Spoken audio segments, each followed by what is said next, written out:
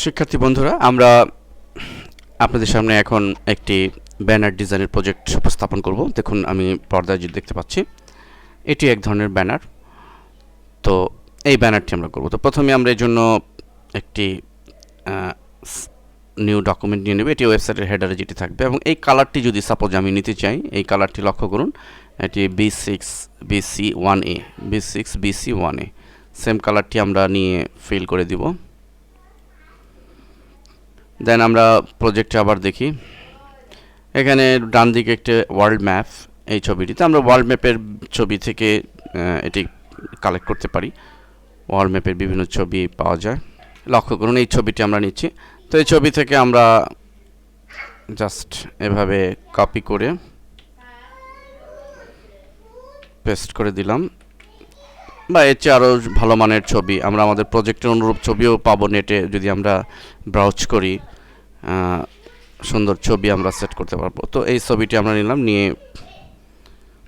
দেখুন এটি আমাদের ব্যাকগ্রাউন্ডের সাথে মিশিয়ে দেওয়ার জন্য আমরা এই লেয়ারটি সিলেক্ট করে কালার বার্ন, তাহলে আমাদের ব্যাকগ্রাউন্ডের সাথে এটি মোটামুটি মিশে যাবে। দেন এখানে এরকম কোনো মানুষের ছবি বা কোনো কিছু দিয়ে আমরা, এবং বাম পাশে আমাদের ব্যানারের যে মেইন হেডলাইন বা ওয়েবসাইটের নাম আমরা দিতে পারি। লোগো থাকলে লোগো দিতে পারি। এবং এই বাম পাশে একটি ব্ল্যাক শেপ আছে, আমরা এটাই খুব অনায়াসই করতে পারি। আমরা এভাবে ডিজাইন করে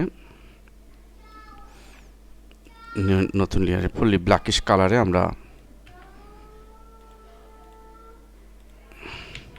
দিয়ে দিলাম। তো অ্যাকচুয়ালি ওয়েবসাইটের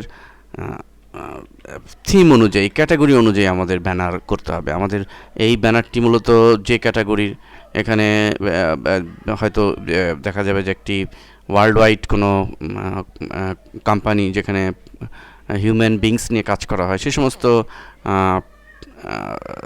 বিষয়ভিত্তিক ওয়েবসাইট রয়েছে। তো মূল কথা, আমাদের সাবজেক্ট অনুযায়ী আমাদের ব্যানার তৈরি করতে হবে। তো আমরা প্রফেশনাল আন্তর্জাতিক মানের ব্যানারগুলো যদি সাইটের ব্যানারগুলি ফলো করি, তাহলে আমাদের এই ডিজাইন করা আমাদের জন্য সহজ হবে।